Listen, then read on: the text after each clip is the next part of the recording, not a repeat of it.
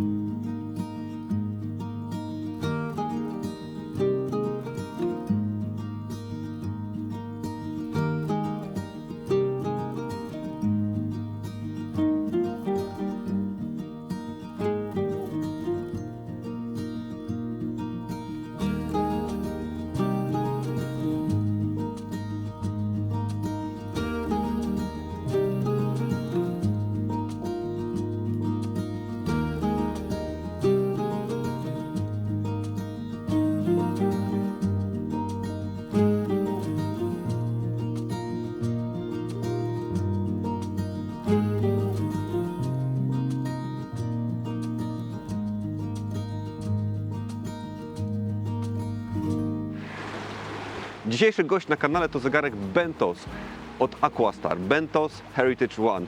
Świeżynka, zegarek, który właściwie wysprzedał się teraz w pierwszym rzucie czy w preorderze. Zegarek, który wraca, tak jak wiele innych marek, z pomysłem wyciągniętym ze starego własnego katalogu. A odwołuje się tutaj do ważnego i takiego tego intensywnego okresu ubiegłego wieku, kiedy zegarki do nurkowania miały swój największy rozkwit, największy rozwój. Stamtąd, z tego okresu, końcówka lat 50., potem lata 60., wywodzą się te największe ikony.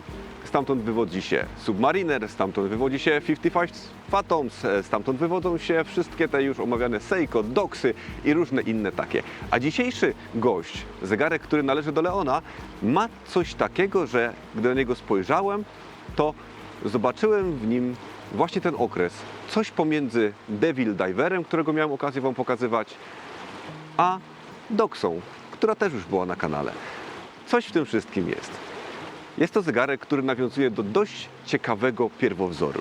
Oryginalny Bentos, który pojawił się w okolicach 1962 roku, jak doczytałem w najlepszym według mnie źródle polskojęzycznym a propos zegarków do nurkowania, czyli w książce Czas na głębokości kolegi Mateusza, był prawdopodobnie, a przynajmniej uzurpuje sobie w niektórych źródłach prawo do bycia nazywanym pierwszym zegarkiem do nurkowania seryjnym, który był rejtowany na 500 metrów wodoodporności. Nie liche osiągnięcie, ale ten oryginał miał też fajną cechę, bo nie był to tylko prosty zegarek do nurkowania z obrotowym bezelem, ale był wyposażony w chronograf minutowy, który był uruchamiany osobnym pusherem. Jego dzisiejsza reinterpretacja, która wizualnie naprawdę jest bliska oryginałowi, w tą komplikację nie jest niestety wyposażona. A szkoda, choć chodzą słuchy, że niewykluczone, że taka wersja Aquastara się jeszcze pojawi. Nazwa modelu Bentos, jak udało mi się doedukować, pochodzi od nazwy przydennej strefy biologicznej i jak najbardziej pasuje. Ja miałem taki misterny pomysł, że wykorzystam anturaż tutaj rzeki Biała i okoliczności przyrody, żeby zrobić kilka ujęć z zegarkiem, ale powiem Wam szczerze, że chyba mi nie wypada tak do końca, bo zegarek nie jest mój. Leon go jeszcze nawet nie widział na żywo, bo nam było dane tutaj wspólnie na kanale go rozpakowywać. I szkoda by mi go było jakoś tak rozdziewiczać w takich troszeczkę niesprzyjających okolicznościach. Dlatego zapraszam do studia. Już w naszym studyjnym anturażu nieco bardziej sprzyjających termicznie warunkach przyjrzyjmy się odrobinę bliżej temu nurkowi. To tylko pierwsze wrażenie, bo i czasu nie mam wystarczająco dużo, żeby poznać go głębiej, ale mam taki pomysł, że po jakimś czasie zaproszę do rozmowy Leona i sobie porozmawiamy, jakie są wrażenia z dłuższego noszenia. A na razie to, co zazwyczaj najważniejsze, czyli wymiary. Ta poduszkowata koperta to 42 mm, nazwijmy to średnicy bez koronki. Nieco znamienny dla okresu i takie znane nam z Seiko, bardzo przyzwoite lak to lak na poziomie 47 mm. 20 mm między uszami i aż 16 mm grubości. Chociaż tutaj muszę zauważyć, że wiele z tego to efekt bardzo wypukłego dekla.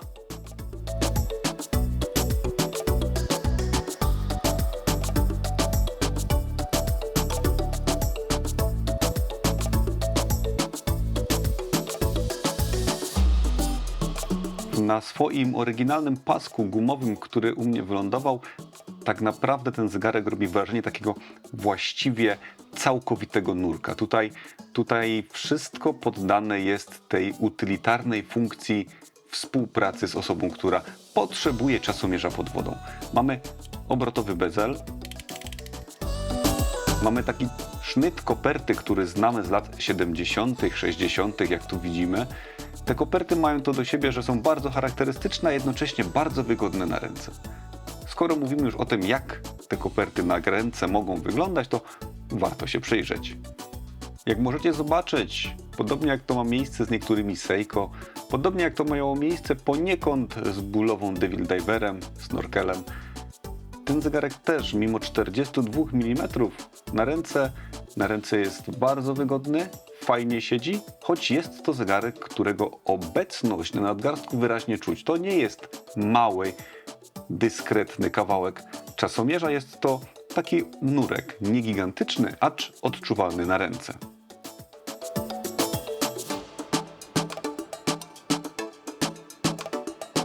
Koronka jest całkiem miło sygnowana i ładnie wygląda. No i co charakterystyczne dla tego modelu, umieszczona w takim nietypowym miejscu, gdzieś w okolicach godziny 2. Łapie się ją całkiem wygodnie, choć nie jest to wybitnie chwytliwe radełkowanie koronki i troszeczkę brakuje tutaj do ideału. Ale nic, czego warto by się jakoś szczególnie mocno czepiać. Nakręcanie mechanizmu jest miłe, a sam mechanizm, no cóż, trójwskazówkowiec, nic wielkiego, działa jak powinien. Zakręcanie na tubus też nie sprawia problemu, robi to dobrą robotę, choć nie jest to jakoś dramatycznie wybitne. Jak już sprawdzaliśmy, bezel chodzi fajnie, charakterystycznie, z minimalnym, prawie zerowym luzem. I co mi się bardzo podoba, to jego uchwyt zrealizowany jest w taki dość charakterystyczny sposób, ucieka od typowych, znanych z bardzo wielu innych zegarków rozwiązań. Ten kształt, nazwijmy to rantu, jest taki i działający dobrze, wykonany z taką precyzją, że łapie się palców, co jest bardzo, bardzo, bardzo miłe, ale też dodaje mu troszeczkę uroku, bo jest wyjątkowy, a przynajmniej nietuzinkowy.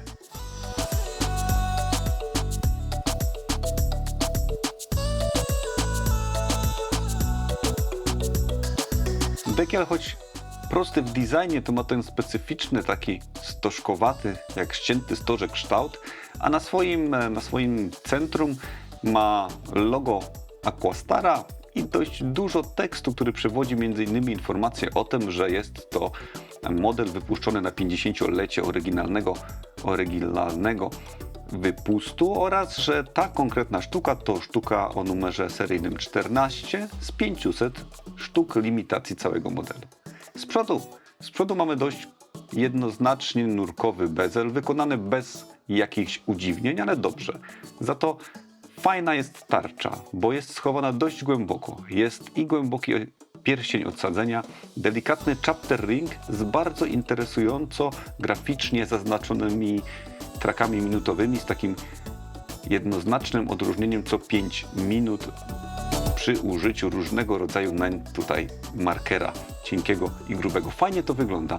Całości dodaje uroku wskazówka sekundnika, która w tym modelu Heritage One udaje tą, jak rozumiem, wskazówkę minutowego timera, w którą wyposażony był oryginał. Fajnie to wygląda ze strony wizualnej. Fajne markery, prosta tarcza, a jednocześnie jest w niej jakiś taki ubiegłowieczny klimat. Wizualnie ten zegarek może się podobać. Szczególnie jeżeli gustujemy w nurkach z tamtej epoki, jeżeli lubimy klimaty gdzieś tam w okolicach właśnie Doksy, gdzieś w okolicach kapitana Willarda, to tutaj dużo tego sznytu można rzeczywiście odnaleźć.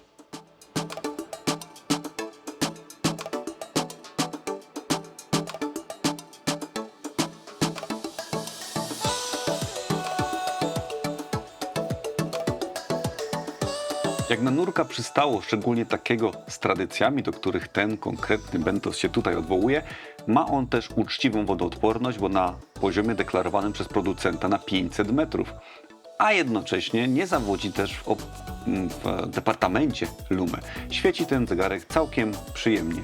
I jak widać, jest podświetlony, czy jest w użyciu tutaj luma w dwóch kolorach, nieco odmiennych od siebie na markerach i na wskazówkach. No i mamy też w pełni luminescencyjny bezel. Całkiem to jest zgrabne i myślę, że spełniałoby wymogi utylitarne, jeżeli chodzi o zegarek do nurkowania. Choć osobiście potwierdzić tego nie mogę, bo ani z tym zegarkiem nie nurkowałem, ani generalnie nie dane mi było jeszcze jakoś kiedykolwiek nurkowaniem się zająć.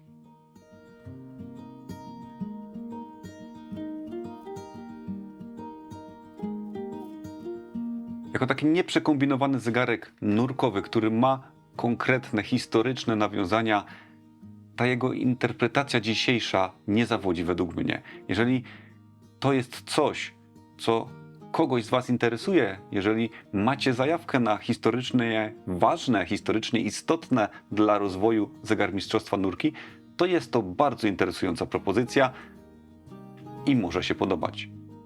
Gdy popatrzymy na niego zupełnie jako po prostu na zegarek w całym morzu tego wszystkiego, co mamy dostępne i od głównych mainstreamowych marek, jak i od marek mikrobrandowych, to jest to kolejna propozycja.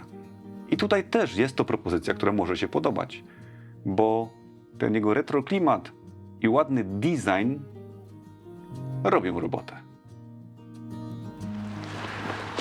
Czy zatem taki Bentos to jakieś super przełomowe wydarzenie i zegarek absolutnie wyjątkowy i ponad wszystkie inne divery?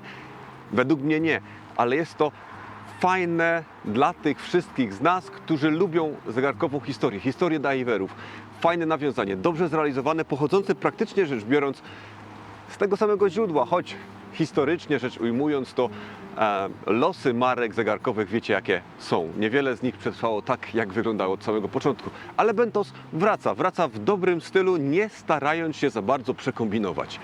Jeżeli macie słabość do retro diverów i tak jak robi to teraz Leon, niejako sięgacie gdzieś tam głęboko w te zaułki początku całej tej historii, to obok wspomnianej już Doksy, obok bulowowego Devil Divera, taki Bentos w przypadku Leona myślę, że jest super cukiereczkiem do dołożenia do kolekcji.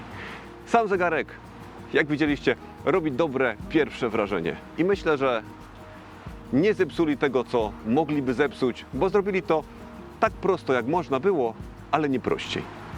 W sumie fajna, ciekawa i nie taka bagatelna, historycznie rzecz ujmując, propozycja. To tyle na dzisiaj. Dziękuję serdecznie i do zobaczenia.